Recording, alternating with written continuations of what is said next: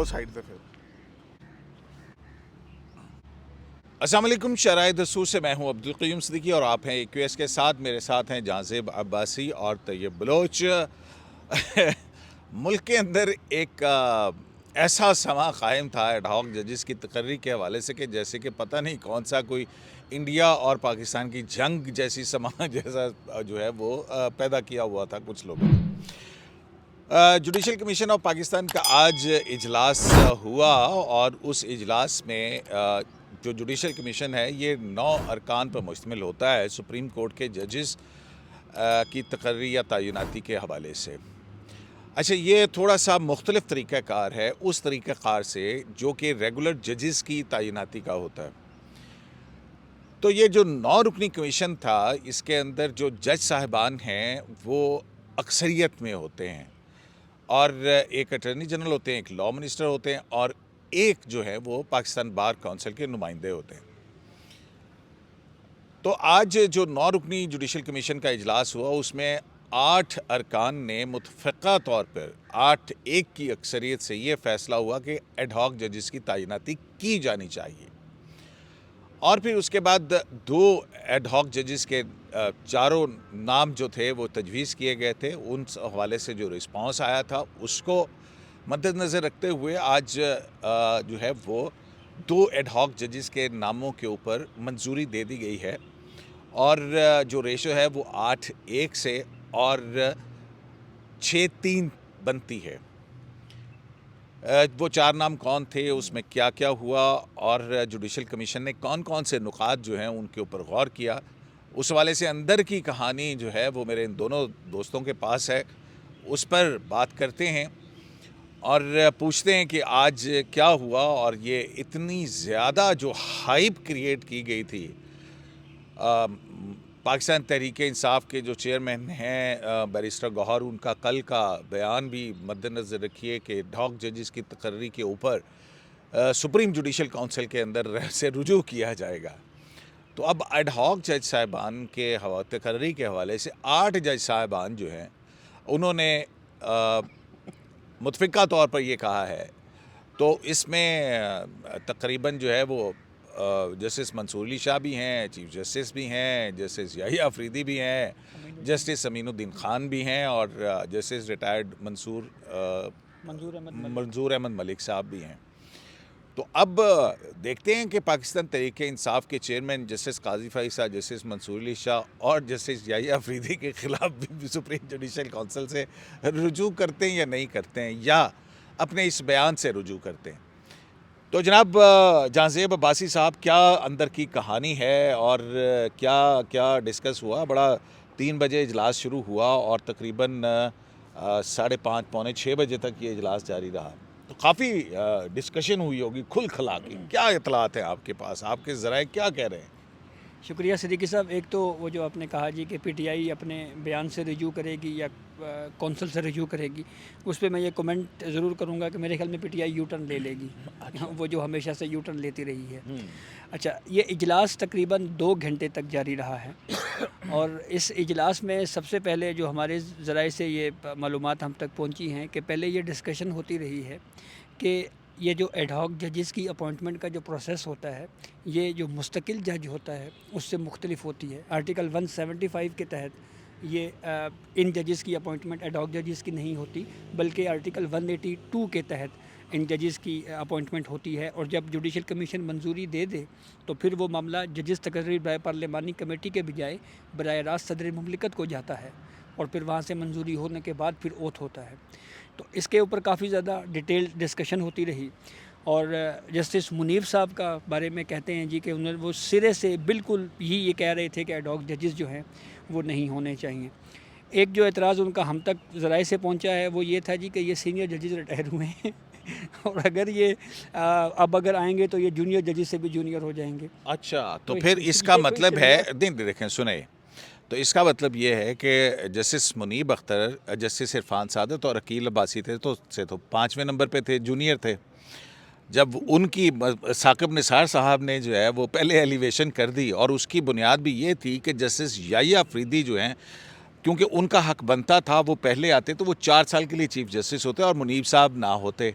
तो उन्होंने जस्टिस याहिया अफरीदी का टेन्योर कट करने के लिए और मुनीब अख्तर साहब को हाय ला के रखा था 5वें नंबर से, और आज वो कह रहे हैं कि अगर ये सीनियर जज रिटायर हुए हैं और अगर वापस आएंगे तो बेंच में बहुत जूनियर जगह पे बैठेंगे।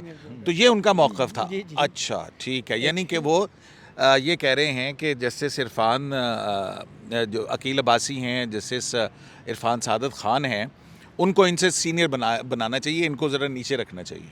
बस कुछ इसी तरह की बात है। अच्छा, तो बहरहाल आगे बढ़ते हैं।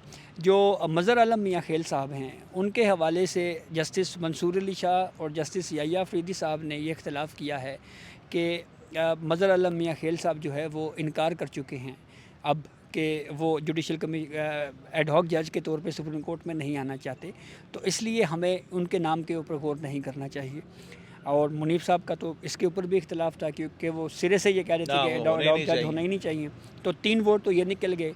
तो पीछे जो 6 जजेस की 6 मेंबरान की जो मेजॉरिटी थी, उसने ये व्यू दिया कि मज़हर आलम मियाँ खेल साहब को बतौर एड हॉक जज सुप्रीम कोर्ट 1 साल के लिए हम अपॉइंट करते हैं। और फिर जब ये क्योंकि जो प्रपोज किया गया था इनके नाम 3-3 साल के लिए किए गए थे, तो इसका मतलब ये है कि वो 3-3 साल के लिए नहीं, लेकिन 1 साल के लिए मंजूरी दी गई है। जी, जी। तो इसका प्रोसेस ये होता है कि अब ये मामला बजाय जजेस सेक्रेटरी बराए पार्लिमानी कमेटी के जाने के, ये सदर मुमलिकत के पास जाएगा मंजूरी के लिए। तो जब वहाँ से मंजूरी हो जाएगी तो फिर उसके बाद दोबारा मज़हर आलम मियाँ खेल साहब से पूछा जाएगा। मतलब 182 जो है वो इस तरह से अब इंटरप्रेट हुआ है, क्योंकि पहले जो था 182 एड हॉक जजेस के हवाले से वो चीफ़ जस्टिस नॉमिनेट करता था और सदर मुमलिकत उसकी मंजूरी देते थे, और उनकी मंजूरी से मशरूत होता, जैसे जस्टिस खलीलुर रहमान रमदे साहब का मामला हुआ था। आपको याद है जिस दिन अचानक गिलानी साहब जो हैं वो आ गए थे यहाँ पे रमदे साहब की रिटायरमेंट के हवाले से, और Pakistan Peoples Party Justice Ramday के हवाले से बहुत सारे तहफ़्फ़ुज़ात रखती थी, और लेकिन फिर बहरहाल वो हो गया। और फिर अगले दिन मुलाकात हुई तो प्राइम मिनिस्टर की और चीफ जस्टिस पाकिस्तान इफ्तिखार चौधरी साहब की, और फिर जस्टिस खलील रमदे की अपॉइंटमेंट हो गई थी एज एन एड हॉक जज।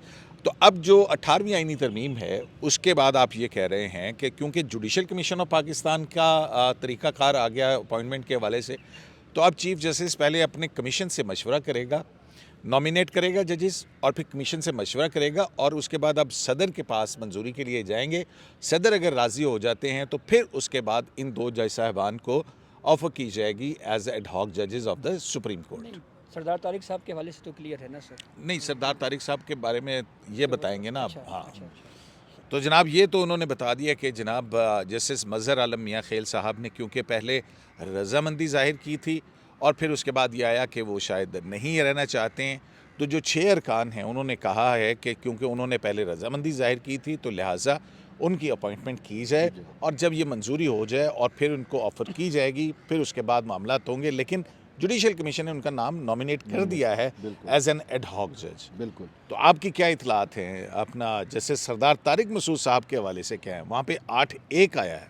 देखें, जस्टिस सरदार तारिक मसूद ने भी तो अपनी रजामंदी का इजहार कर दिया था, और लेकिन ये वाहिद जज हैं जो जिन्होंने जो कहा वो उसके ऊपर खड़े उस पे रहे। खड़े रहे। और बाकी जस्टिस मज़हर आलम मियाँ खेल साहब ज़रा उन्होंने भी रजामंदी का इजहार किया, फिर ज़ाती वजूहात या कुछ भी उन्होंने मुद्दा इख्तियार किया। लेकिन जैसे आपने शुरू में कहा कि इशू को इतना ज़्यादा मतलब है कि इसको मैनिपुलेट किया गया और प्रोपेगेंडा किया गया, और जिसको मैं तो कहूँगा डिजिटल दहशतगर्दी की गई। देखिए जो भी है, हर बंदा, अब एक जज जो रिटायर हो जाता है वो अपनी इज्जत बचाने की कोशिश में रहता है। अब यहाँ पे जो ब्रिगेड है, यूथिया ब्रिगेड आप कहें, उसको कुछ भी कहें, तहरीक इंसाफ के जो हवारी हैं, उनके जो वेलविशर्स हैं, जो सोशल मीडिया पे कुछ भी नहीं वो देखते, बस उनको जो लाइन दे दी जाती है, तो उन्होंने लेकिन इतना एक राय तो है ना, उनकी आज़ादी इजहार राय भी तो है ना, अपना आप कैसे किसी की राय को तलब कर सकते हैं?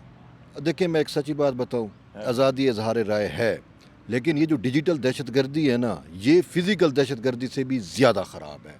देखें, वो तो टारगेट होते हैं मखसूस जगहों पे, ये पूरा का पूरा माइंड जो है वो आप ख़राब करते हो, पूरी नस्ल तबाह करते हो, और वही कुछ हो रहा है। तो इनका तदारुक होना चाहिए, लेकिन आप इसका इम्पैक्ट देखें, इम्पैक्ट देखें, इससे पहले ये चीज़ें नहीं थी। अच्छा, अब ऐसे तासुर दिया कि जैसे एडहाक जज जो है कोई पाकिस्तान में पहली दफ़ा सुप्रीम कोर्ट में तैनात हो रहे हैं, जबकि ये एक रूटीन का मैटर है। जब मुकदमात 1955 से लेके और 2016 तक और अब 24 तक, अब ये 2 भी आ गए, तो 24 एडहॉक जजेस आए हैं। आए हैं, तो ये लगते रहते हैं जब सुप्रीम कोर्ट पे मुकदमात के बोझ बढ़ जाते हैं, चीज़ें होती हैं, तो वो जो रिटायर्ड जज हो जाते हैं रिसेंटली, उनकी खिदमत ली जाती रही हैं। जैसे आपने ख़ुद कहा कि वो अपना ये जस्टिस आरिफ हसन खिलजी रहा, उससे पहले वो रहे अपना जस्टिस रमदे रहे, तो ये सारी चीज़ें हैं। लेकिन गुलाम रब्बानी गुलाम साहब रब रहे। लेकिन तहरीक इंसाफ ने इसको इस एक और एंगल में दिया, और जैसे उन्होंने ये स्टेटमेंट्स दी कि जैसे अल्लाह ना करे कि काजी फैज़ ईसा साहब या चीफ जस्टिस जो सुप्रीम जुडिशल कमीशन के चेयरमैन भी हैं, वो कोई ऐसा गैर आईनी इकदाम कर रहे हैं या अपने हलफ की खिलाफ वर्जी कर रहे हैं, जजेस के ज़ाब्ते अखलाक की खिलाफ वर्जी करेंगे जी, हम उनके खिलाफ सुप्रीम जुडिशल कौंसिल में तो जाएंगे। अब बैरिस्टर whatever। गौहर जाएंगे, क्योंकि काजी साहब के साथ तो जस्टिस मंसूर अच्छा, अली वो शाह बैरिस- भी हैं और जस्टिस याहिया अफरीदी भी है। 8-1 से उन्होंने ये कहा है कि जनाब एडहॉक जजेस को कम तकर्रुर होना चाहिए। उन्होंने जाना माना कहीं पे नहीं है, लेकिन उन्होंने वो जो एक नरेटिव जो डिजिटल दहशतगर्दी की जा रही थी, उसको उन्होंने मज़ीद एक मतलब है जलती पे तेल प्रेशर। डालना था, प्रेशर करना था, उन्होंने वही किया। और यहाँ तक किया कि यहाँ सुप्रीम कोर्ट के बाहर भी कुछ 1-2 बसें भर के वकला की, कुछ 30-40 लोग यहाँ पे, उनको पाकिस्तानी झंडे और सुबह आज वो इस तरीके से वो एक प्रेशर बिल्ड और ये सारी चीज़ें थी। तो जबकि उनको ये पता है कि आइन में भी गुंजाइश है और आइन परमिशन देता है, तो ये अपॉइंटमेंट्स होती हैं और ये सारा कुछ होता है। लेकिन बस वो है ना कि उनको बुग़्ज़ काजी के अंदर उन्होंने एक जो सुप्रीम कोर्ट के अंदर जो जिसकी सुप्रीम कोर्ट के अपने रूल्स भी ज़्यादा देते हैं, वो उसके ख़िलाफ़ भी चले गए। लेकिन मेन मकसद ये था, वो ये सोच पे है कि जी अभी हमें थोड़ी अक्सरियत मिली है, या ये जो रिसेंटली मखसूस नशिस्तों वाला फ़ैसला आया है, तो उनको ये फ़ील हुआ कि चीफ जस्टिस काजी फैज़ ईसा शायद जो है वो कहीं अक़लियत में चले गए हैं। तो ये 4 जजेस जो चूँकि प्रपोज़ किए गए थे, नहीं तो आज तो अक़लियत में कोई और चला गया। आज तो वही उनके अपने जो है जिसके ऊपर वो खेल रहे थे, वो जस्टिस मुनीब अख्तर, वो टोटल अक़लियत में चले गए। इवन के शाहजी भी इस साइड पे आ गए, बाकी भी जो है, चूँकि अब इधर उधर होते रहते हैं वैसे। शाहजी जो है ना हाँ। और मैं सरदार तारिक साहब के हवाले से आपको एक बात बताऊं, जो मुझे इतलात मिली हैं कमीशन इजलास के हवाले से, कि सरदार तारिक साहब के हवाले से जो डिस्कशन हुई है, उसमें जो क्रिमिनल केसेस का जो एस्पेक्ट है, उसके ऊपर बहुत ज़्यादा डिस्कशन हुई। और जो पेंडिंग केसेस हैं, और जैसे आपने भी खबर दी, हमने भी आज सुबह खबर दी कि 28 जून को गालिबन या 8 जुलाई को एक जस्टिस जमाल खान मंदोखेल साहब के बेंच में 45 जेल पटिशनें समात के लिए फ़िक्स थी, और उसमें से 10 लोग जो है वो जेलों में ही उनका इंतकाल हो चुका था। तो ये वो बुनियादी इसका पस मंज़र है जिसकी बुनियाद के ऊपर ये सोचा जा रहा था कि क्रिमिनल केसेस के एक्सपर्ट जजेस की हमें ज़रूरत है, और इसीलिए जस्टिस रिटायर्ड सरदार तारिक मसूद साहब का इंतखाब किया गया। और हम जब सरदार तारिक साहब जब सुप्रीम कोर्ट में जज थे, तो उस वक्त भी हम देखते थे डेली वो 50-50 केसेस समात के लिए मुकर्रर करके और उनका जो डिस्पोजल था तकरीबन 20 के करीब, 20,000 के करीब या 22,000 के करीब उन्होंने क्रिमिनल पिटिशंस और जेल अपीलें जो हैं वो डिसाइड की थी। मतलब दैट्स वो ऐसा रिकॉर्ड है कि फास्टेस्ट डिस्पोजल का। जी बिल्कुल ऐसे ही है। और इसके अलावा जो तैयब बलोच ने बात की, वो 2 जजेस जिन्होंने माज़रत की, उसके ऊपर मैं थोड़ा सा ये कमेंट ज़रूर करूँगा कि जो मोहम्मद अली मज़हर अल्लाह मियाँ खेल साहब हैं, उनके हवाले से भी, मकबूल बाकर साहब के हवाले से भी, और मुशीर आलम साहब के हवाले से भी जो मेरी इतलात हैं वो ये हैं कि वो प्रेशर में आए हैं। और जो सोशल मीडिया के ऊपर या जो जिस तरह की बयानबाजी होती रही, तो उससे शायद वो खौफ का शिकार हुए हैं या क्या हुआ है, लेकिन वो उन्होंने उसको ख़ुद से डिस्टेंस कर लिया है। तो बहरहाल अब एक मौका और जुडिशल कमीशन उनके देगा मज़हर अल्लाह मियाँ खेल साहब को।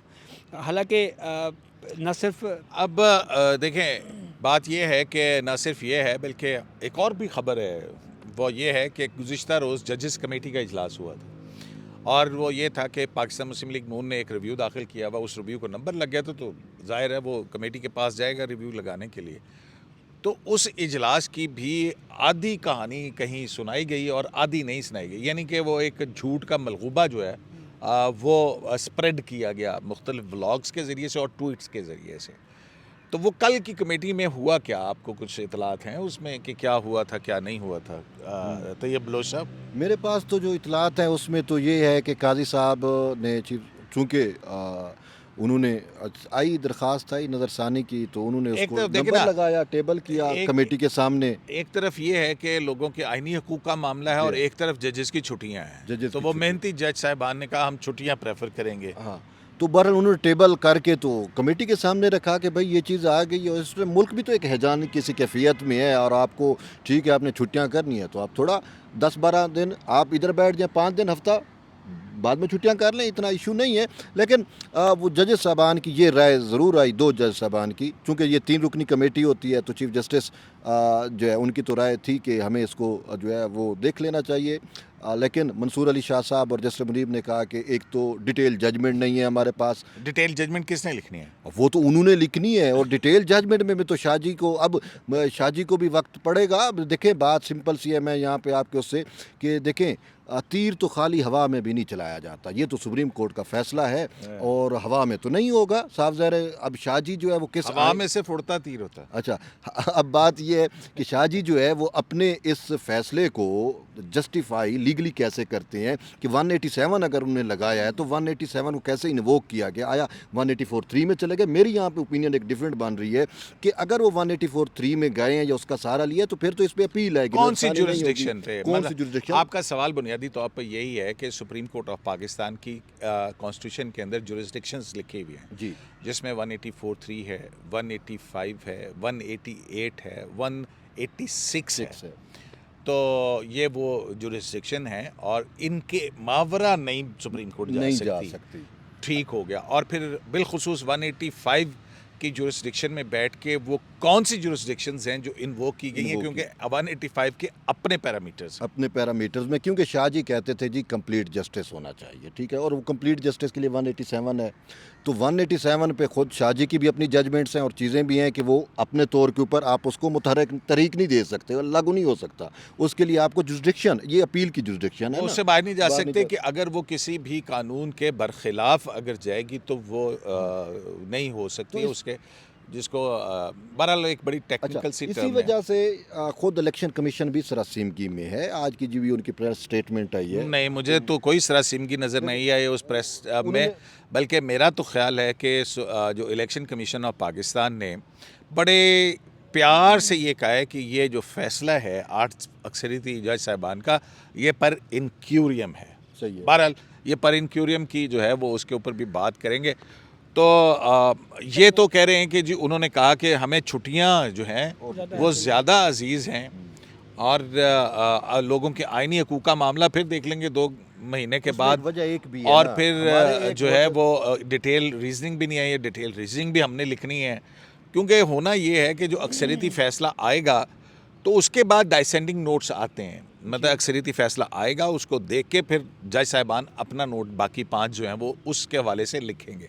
तो जब अक्सरियती फ़ैसला ही नहीं आएगा तो वो बेचारे कहाँ से लिखेंगे, और ये फिर अक्टूबर का इंतज़ार करेंगे ना। अक्टूबर आपको पता है ना, 25 अक्टूबर। रिटायर हो जाए, ये कहीं ये कोशिश है। तो आपको क्या लगता है कि जज साहिबान ने लोगों के आइनी हकूक़ के तहफ़्फ़ुज़ के बजाय, मतलब मैं तो एक देख रहा हूँ कि अगर आप इतने ही वाज़े हैं, क्लियर हैं, तो अगर फ़र्ज़ करें इलेक्शन कमीशन या पीटीआई ने कह दिया कुछ तो चैम्बर में जाएंगे तो फिर आप वापस आ जाएंगे छुट्टियों से, मतलब सर वैसे भी बरसात का मौसम है और इसके ऊपर तो शायरों ने बड़ी बड़ी शायरी भी की हुई है, सावन का। तो सावन का। तो पहले मैं आपको एक चीज़ बताऊं कि ये जो इलेक्शन कमीशन ने जो कहा है ना, मैं सर ये कह रहा हूँ कि जो इलेक्शन कमीशन का जो ऑफिशियल एलामिया मैंने पढ़ा है ना, मुझे ये समझ आ रही है कि शायद इलेक्शन कमीशन ने ये कहा है कि आप हमें समझाएं कि आपने कहा क्या है। तो मैं वही कह रहा हूँ कि ये पर इनक्यूरियम, ये वही है ना उसका, ये पर इनक्यूरियम का बड़ा एक उसका है, जो रावलपिंडी बार एसोसिएशन के अंदर वो 14 रुकनी जो फुल कोर्ट है उसकी जजमेंट है जिसके अंदर पर इनक्यूरियम की तारीफ की गई। उसके ऊपर भी किसी लीगल माइंड से बात करेंगे इंशाल्लाह। तो इसके ऊपर मैं आपको एक कमेंट और ये ज़रूर करूँगा कि अगर ये रिव्यू फिक्स हो जाता हेयरिंग के लिए, तो जो इलेक्शन कमीशन ये कह रहा है कि सानू समझ नहीं आई ताड़े फैसले दी, जो कि और भी बहुत से लोगों को नहीं समझ आई, तो कम अज़ कम रिव्यू में वो चीज़ें मज़ीद डिस्कस होती तो शायद इलेक्शन कमीशन भी इस नतीजे के ऊपर पहुँच जाता। लेकिन अब उन्होंने कह दिया 2 महीने छुट्टियाँ सितंबर, तो बीच में फिर लिखने लिखाने में अक्टूबर। नहीं, मैं ये कह रहा हूँ ना कि अगर तैयब बलोच साहब पाकिस्तान तहरीक इंसाफ को कोई आ जाती है, मसला मसाइल आ गया और वो डाल देते हैं, तो फिर ये छुट्टियां ख़त्म हो जाएंगी। क्योंकि देखिए ना, फैसला तो ये होता है कि अगर हमारे इस फैसले से किसी को वजाहत की ज़रूरत है तो वो हमारे पास आ जाए, वैसे आपकी कोई क्या भी राय है पार्टी इस आ पर? जाए। लेकिन ये सर, इसको आपकी क्या राय स्पेसिफाई है? कर रहा पीटीआई जो कि फरीक नहीं है और इलेक्शन कमीशन, सर, यही आप दो आ पीटीआई सकते के हैं। लिए तो अगर तो आप अब क्योंकि वो छुट्टियों पे चले गए हैं, तो अगर पीटीआई की दरखास्त आएगी तो क्या वो छुट्टियां खत्म करके आ जाएंगे, क्या करेंगे? मतलब मुझे नहीं सर समझ आ रहा। उसके लिए तो चाहे वो ये लंदन में बैठे हों, चाहे न्यूयॉर्क बार एसोसिएशन से खिताब में मसरूफ़ हूँ, फिर भी उनके उसके लिए तो ये वक्त निकाल लेंगे, ठीक है। वो चाहे चैम्बर में आ जाएं, चाहे किसी और तरीके से उसके ये लिए। जज साहिबान अमेरिका बहुत जा रहे हैं। जस्टिस मौसम मंसूर अच्छा अली होता है शाह, ना। जस्टिस मंसूर अली शाह स्टे करके और वो अमेरिका चले गए थे। अब फैसला आया तो अतर मिनल्ला साहब न्यूयॉर्क में होंगे। अच्छा, मतलब ये क्या है? मैं वैसे एक बात बताऊं, ये तो मुझे नहीं पता क्योंकि इन्होंने तो न्यूयॉर्क में वो सब न्यूयॉर्क बार से खिताब करना है और वो भी शायद बार खैबर। कौंसल यार। अच्छा, मैं देखता रहा कि यार अच्छा, बार बार कौंसिल। कौंसल, मैं देखता रहा यार ये न्यूयॉर्क बार कौंसल जो है ये पाकिस्तान और अतर मिनल्ला और ये कैसे। तो फिर मुझे पता चला कि वो कोई गोरे, मैंने कहा गोरे इतने भी हो गए हैं कि पाकिस्तान में फ्रीडम ऑफ प्रेस और उसके लिए अतर मिनल्ला साहब जैसे चैम्पियंस को बुला रहे हैं। तो फिर देखा कि वो तो पीछे कोई अफरीदी निकला जिसने ये पूरा प्रोसेस इनिशिएट किया हुआ था। अच्छा, मैंने कहा ये वो खैबर पख्तूनख्वा वाले और ये चीज़ें, मैं तो वो चीज़ें मुझे क्लियर हो गई। लेकिन आजकल हम अमेरिका से बड़ी साजिशें हो रही हैं, ये बात तो मैं नहीं नहीं, मानूंगा। अमेरिकी कांग्रेस ने भी कहा ना इलेक्शन हाँ, इलेक्शन इंतखाबात और अमेरिकी ये। कांग्रेस का ने कहा, हाँ अक़वाम मुत्तहिदा और वो सारा कुछ, तो वो सारा कुछ तो मैं सवाल अमेरिका करूंगा में आपसे बैठ के आखिर चीज़ें हो रही हैं ना। हाँ। तो ये मूव तो अमेरिका में तो इसके हुकूमत के ख़िलाफ़ और इसके खिलाफ साजिशें तो बहुत हो रही हैं। अब मैं नहीं कहता कि ये उसका उसमें, लेकिन इनका तो अपना एक अपने तरीके से नहीं जाते तो हैं, ये इनका आप अपना इमरान खान साहब की बात को तस्दीक कर रहे हैं ना कि डोनाल्ड लू ने हमारे खिलाफ साजिश की। तो डोनाल्ड लू अगर साजिश करता है इमरान खान के खिलाफ, तो वो फिर पूरा अमेरिका इमरान खान के हक में खड़ा क्यों होता? बात ये है। वो तो आज सर भी मेरा हाँ, ये सर, ले इनका पॉइंट आ गया। ये आप तो क्या कह रहे थे? मैं सिर्फ आपसे एक सवाल करना चाह रहा अच्छा, हूँ मुझसे कि ये जो 8 जजों का शाकार फैसला है इसके बारे में आपकी क्या राय है सर? यार ये एक मुसव्विर का शाहकार है, ये शायर का ख्वाब है, ये किसी शायर की गज़ल है, ये किसी मुजस्समा मुजस्समा मुजस्समा या संग तराश का मुजस्समा है। ये एक शाहकार है, तख्लीक है, ठीक है ना। मतलब वो जैसे होता है ना किसी शायर की गज़ल, ड्रीम गर्ल, वो उस तरह का ये कोई ड्रीम ड्रीम है। मैं तो इसको इस तरह से देखता हूँ ना। और फिर जो है मैं ये देखता हूँ इसको इस तरह से कि ये जूरिस्प्रूडेंस कहाँ से आई। तो मुझे जो है वो 3-4 फैसले सामने आते हैं। एक फ़ैसला तो ये है कि जिसमें आपको याद होगा पनामा जजमेंट थी जिसमें मॉनिटरिंग जज बनाए गए थे। तो वहाँ से ये मॉनिटरिंग जज यानी कि इलेक्शन कमीशन और पीटीआई की जो कुछ होगा हमारे चैम्बर में आई, यानी कि ओवरसाइट रखी है, मॉनिटरिंग रखी है। तो वो आइडिया जो है वो वहाँ से आया है। फिर उसके बाद जो है वो आइन को रीराइट करने का या मावराए आइन, जो आइन नहीं कहता वो लफ्ज़ आइन में डालने का फ़ैसला जो है वो आया है अपना 63A की जजमेंट से। अच्छा, फिर उसके बाद ये जो दिन दिए गए हैं, आइन 3 दिन कहता है और बाकी जो है वो 15 दिन है, फिर 15 दिन के बाद 7 दिन है इलेक्शन कमीशन, फिर वो 15 दिन है और फिर वो पार्टी नया सिरे से वो किए शेड्यूल जारी करने का। मतलब ये सारी चीज़ें यानी कि जो इख्तियार सुप्रीम कोर्ट के पास नहीं है वो दे। तो उस हवाले से मुझे 2 फैसले याद आते हैं। एक है ज़फ़र अली शाह साहब का जिसमें आइन में तरमीम करने का इख्तियार तो सुप्रीम कोर्ट के पास भी नहीं, लेकिन मिलिट्री डिक्टेटर को दे दिया गया। और उसी तरह से जनरल बाजवा का जो एक्सटेंशन थी उसके अंदर 6 महीने दिए गए। जस्टिस मंसूर अली शाह साहब की बड़ी शोरा आफाक तख्लीक है वो भी। तो उसमें जो है वो पार्लियामेंट ने फिर उसको इंडोर्स किया। बाजवा साहब ने 6 महीने पार्लियामेंट सॉरी की सॉरी हाजिर जनाब सही है। तो ये है वो। और फिर अब देखें जनरल बाजवा की एक्सटेंशन, फिर उसके बाद जो मखसूस नशिस्तें हैं, ये सारी चीज़ें जो हैं इनको जो है वो एक गड़वी में डाल के गड़ करके और एक नया जूरिस्प्रूडेंस मखसूस नशिस्तों के हवाले से निकाला गया है।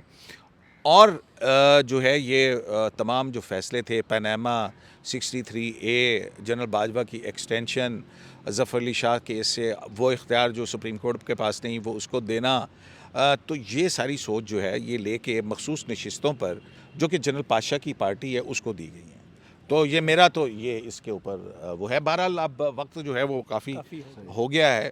तो जनाब जुडिशल कमीशन ऑफ पाकिस्तान का इजलास, उसमें ख़बर आई और 8-1 से ये फ़ैसला हुआ कि अब एडहॉक जजेस तैनात होंगे और होने चाहिए। और फिर उसके बाद जो है वो 8 जज साहबान ने जैसे सरदार तारिक मसूद की बतौर एडहॉक जज तकर्री की जो है वो मंजूरी दी, जबकि 6 जज साहब 6 अरकान ने जो है वो जस्टिस मज़हर आलम मियाँ खेल की और 3 ने उसकी मुखालफत की। और मुखालफत की वजह कुछ और नहीं थी, उसका ये था कि जनाब वो क्योंकि इनकार कर चुके हैं, लेकिन जुडिशल कमीशन के सामने ये था कि उनका इकरार भी था और इनकार भी था, तो लिहाजा उनको दोबारा सोचने के लिए वक्त दिया गया और उनके तकर्र की मंजूरी दी गई है। और आइन के आर्टिकल 182 के तहत, जैसा जांसिब अब्बासी साहब ने तरीक़ाकार बताया कि जुडिशल कमीशन से चीफ जस्टिस मशावरत करने के बाद ये नाम सदर ममलिकत को भिजवाएंगे और सदर ममलिकत की मंजूरी से फिर इनका नोटिफिकेशन होगा और उसके बाद इन जज साहबान को जो है वो ऑफ़र की जाएगी। हाय शराय दस्तूर से अब्दुल करीम सिद्दीकी को AQS लाइव से इजाज़त दीजिए। और सवाल फिर वही छोड़े जाते हैं कि जनाब बैरिस्टर गौहर क्या चीफ जस्टिस काजी फ़ाइज़, जस्टिस मंसूर रज़ा, जस्टिस याह्या अफरीदी के ख़िलाफ़ अब सुप्रीम जुडिशल काउंसिल में जाएंगे, क्योंकि 8-1 का फ़ैसला है। शराय दस्तूर से अब्दुल करीम सिद्दीकी को AQS लाइव से इजाज़त दीजिए। अल्लाह निगहबान।